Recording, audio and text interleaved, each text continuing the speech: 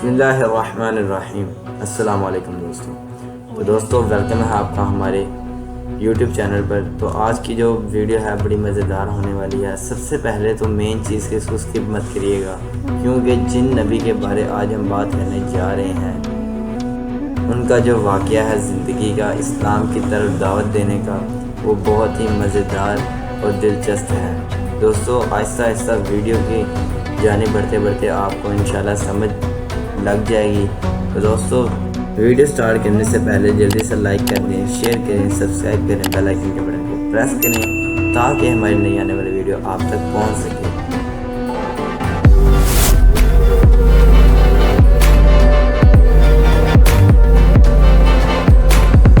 بسم اللہ الرحمن الرحیم۔ دوستو سب سے پہلا ہمارا جو کام ہے وہ یہ ہے کہ حضرت ابراہیم علیہ السلام کے تعارف کی طرف بڑھتے ہیں۔ اس کے بعد ہم حضرت ابراہیم علیہ السلام کے بچپن سے لے کر جوانی تک کا مکمل واقعہ آپ کو بتائیں گے۔ پیارے پیارے اسلامی بھائیوں، حضرت جناب ابراہیم علیہ السلام اللہ تعالیٰ کے برزخیر نبی تھے۔ اللہ تعالیٰ نے آپ کو اپنا خلیل بنایا، اس لیے حضرت ابراہیم علیہ السلام کو خلیل اللہ کہا جاتا ہے۔ حضرت ابراہیم علیہ السلام کے بعد جتنے انبیاء کرام تشریف لائے سب آپ کی اولاد سے ہوئے، اس لیے حضرت ابراہیم علیہ السلام کو ابو الانبیاء یعنی انبیاء کے والد بھی کہا جاتا ہے۔ حضرت ابراہیم علیہ السلام پہلے انسان ہیں جنہوں نے باقاعدگی اہتمام کے ساتھ مہمان کی مہمان نوازی کی۔ اس اعتبار سے آپ علیہ السلام کا لقب ابو سفیان یعنی مہمان نوازی کرنے والا ہے۔ حضرت ابراہیم علیہ السلام کا حلیہ مبارک اور ظاہری شکل و شباہت تاجدار انبیاء محمد مصطفیٰ صلی اللہ علیہ وآلہ وسلم سے بہت ملتی تھی، یہاں تک کہ پیارے آقا صلی اللہ علیہ وآلہ وسلم نے فرمایا حضرت ابراہیم علیہ السلام کو دیکھنا ہو تو اپنے صحابے یعنی محمد مصطفیٰ صلی اللہ علیہ وآلہ وسلم کو دیکھ لو، وہ جد مصطفیٰ ہیں، رب کے خلیل ہیں، ہے نام ابراہیم وجی یا جلیل ہے۔ دوستو اب ویڈیو کی گہرائیوں کی طرف بڑھتے ہیں، جس کا نام حضرت ابراہیم علیہ السلام اور نمرود کا واقعہ۔ پیارے پیارے اسلامی بھائیوں، حضرت ابراہیم علیہ السلام عراق کے شہر بابل میں پیدا ہوئے۔ اس وقت تمام دنیا پر نمرود بدبخت کی بادشاہت تھی اور اس کا دارالحکومت بھی بابل ہی تھا۔ نمرود بہت سرکشت، انتہائی احمقت اور ظالم بادشاہ تھا۔ ایسا بدبخت تھا تو بندہ مگر دعویٰ خدائی کا کرتا تھا اور لوگوں کو مجبور کر کے ان سے اپنی عبادت کروایا کرتا تھا۔ اس وقت جب ہر طرف کفر و شرک پھیلا ہوا تھا، حضرت ابراہیم علیہ السلام نے کلمہ حق بلند فرمایا، دین حق کی تبلیغ شروع فرمائی اور لوگوں کو اللہ وحدہ لا شریک لہ کی عبادت کی طرف بلایا۔ اسی سلسلے میں ایک بار حضرت ابراہیم علیہ السلام اور نمرود کے درمیان توحید کے موضوع پر مناظرہ ہوا۔ اللہ پاک نے اس مناظرے کو پارہ نمبر 3 سورۃ البقرہ آیت 268 میں ذکر فرمایا۔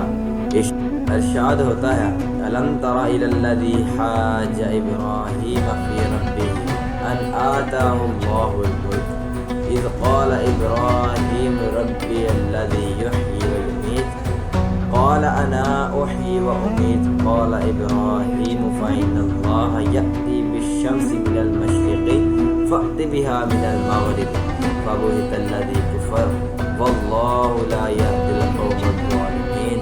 ترجمہ: اے حبیب خدا، کیا تم نے اس کو نہ دیکھا تھا جس نے ابراہیم سے اس کے رب کے بارے میں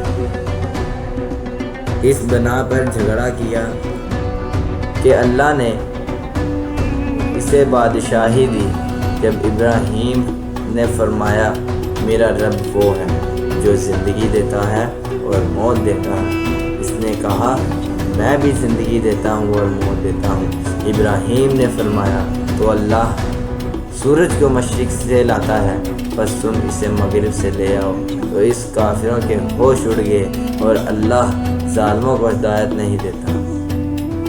اس ایمان فروز مناظرے کی تفصیل یوں ہے کہ ایک بار حق سالی ہوگی، بارشیں رک گئیں، اناج ختم ہو گیا، لوگ مشکلات کا شکار ہوئے۔ ایسی مشکل وقت میں نمرود نے یہ سیاست کھولی کہ غلے اور اناج کے تمام ذخیرے اپنے قبضے میں کر لیں۔ اب جو غلہ لینے آیا، نمرود اس سے پوچھتا تیرا رب کون ہے؟ وہ کہہ دیتا کہ میرا رب تو ہے۔ نمرود اسے غلہ دے دیتا۔ اسی دوران حضرت جناب ابراہیم علیہ السلام بھی نمرود کے دربار میں تشریف لائے۔ قربان جاؤں اس الفاظوں پر۔ اس وقت حضرت جناب ابراہیم علیہ السلام اور نمرود کے درمیان یہ مناظر ہوا۔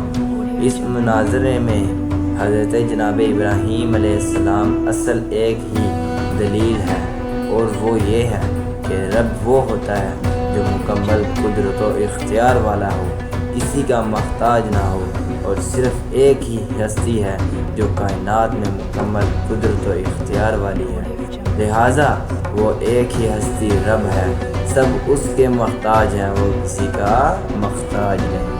قربان جاؤں ان الفاظوں پہ۔ آگے کیا ہوا دوستوں، ویڈیو دیکھتے رہیے گا، اسکپ مت کریے گا۔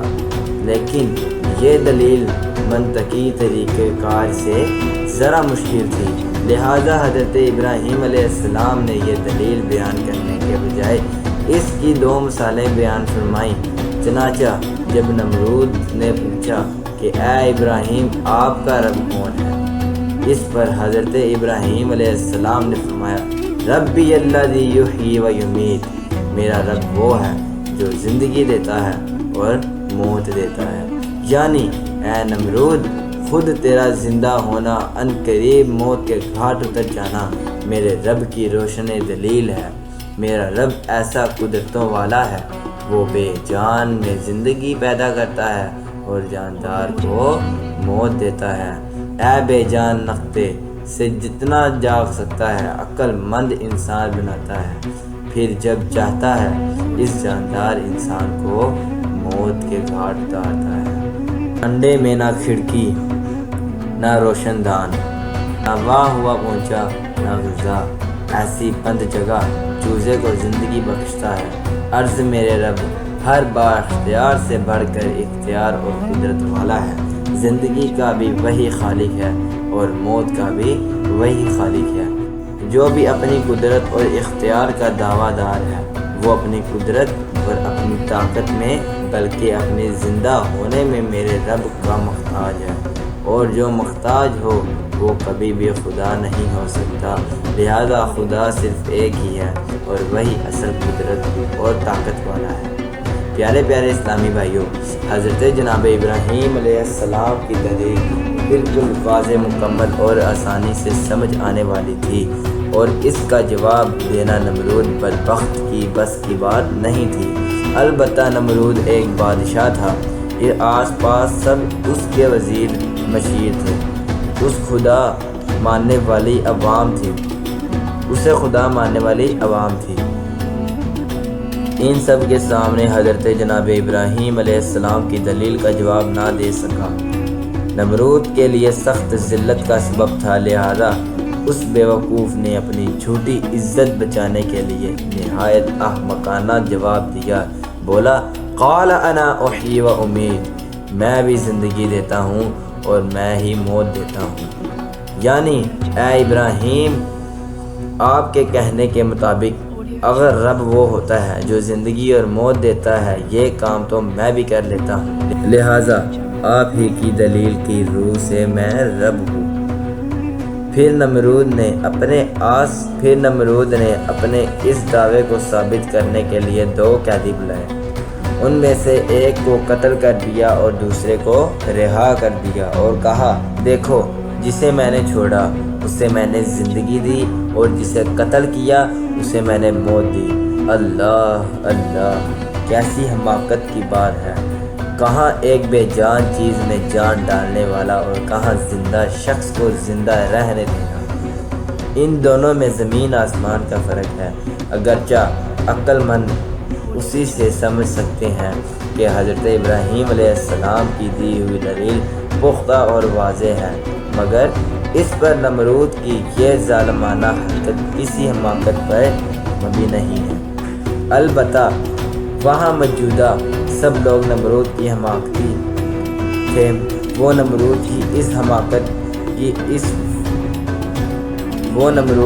حماقت کو اس کی فتح سمجھنے لگے، لہذا حضرت جناب ابراہیم علیہ السلام نے اپنی اسی دلیل کو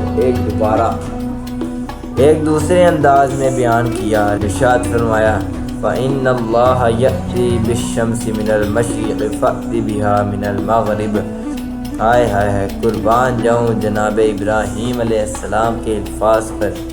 فرمایا اللہ سورج کو مشرق سے لاتا ہے، بس تم اسے مغرب سے لے کر آ سکتے ہو؟ یعنی اے نمرود، بے جان جسم میں جان پیدا کرنا تو تیرے بس کی بات نہیں۔ اے رب ہونے کے جھوٹے دعوے دار، تو اس سے آسان کام ہی کر دکھا، وہ یہ کہ سورج ایک بے جان جسم ہے، یہ مسلسل حرکت کر رہا ہے، چلو اس کی حرکت کو روکنا بھی مشکل سہی، تو بس اتنا کر کے دکھا، سورج مشرق سے مغرب کی طرف جاتا ہے، تو اس کی سمت بدل دے اور سورج کو مغرب کی طرف سے مشرق کی طرف چلا دے۔ ہٹ درمی کرتے ہوئے بولا ابراہیم، جاؤ میرے پاس تمہارے لیے گلہ نہیں ہے، اس رب سے مانگو جس کی عبادت کرتے ہو۔ یہ سن کر حضرت جناب ابراہیم علیہ السلام خالی ہاتھ واپس ہو گئے۔ راستے میں ایک ریت کے ٹھیلے کے قریب گزر ہوا، وہاں سے آپ علیہ السلام نے ایک تھیلے میں ریت بھر لی اور گھر پہنچے۔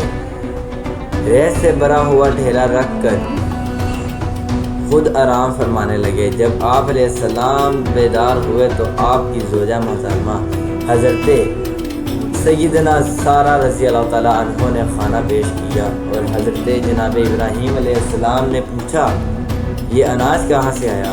عرض کی وہی ہے جو آپ تھیلے میں بھر کر لائے ہیں۔ یہ سن کر حضرت ابراہیم علیہ السلام سمجھ گئے اللہ پاک نے اپنے خزانہ قدرت سے ہمیں رزق عطا فرمایا ہے۔ اے عاشقان رسول، ظالم و شرکت بادشاہ نمرود کا انجام انتہائی عبرتناک ہوا۔ تفصیل نعمی میں ہے، نمرود کے لشکروں پر مچھروں کا عذاب بھیجا گیا۔ مچھر اتنا زیادہ تھا کہ ان سے سورج چھپ گیا۔ ان مچھروں نے نمرود کے لشکروں کے خون چوس لیا، گوشت کاٹ لیا، اور نمرود کے علاوہ باقی سب کی ہڈیاں باقی رہ گئیں۔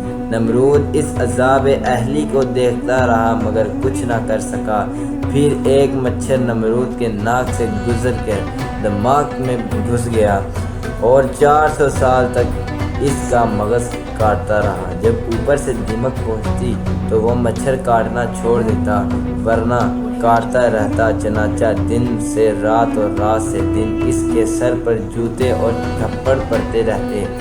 اب اس کے دربار کا یہ عادت تھا کہ جو آئے نمرود کے سر پر جوتا مارے۔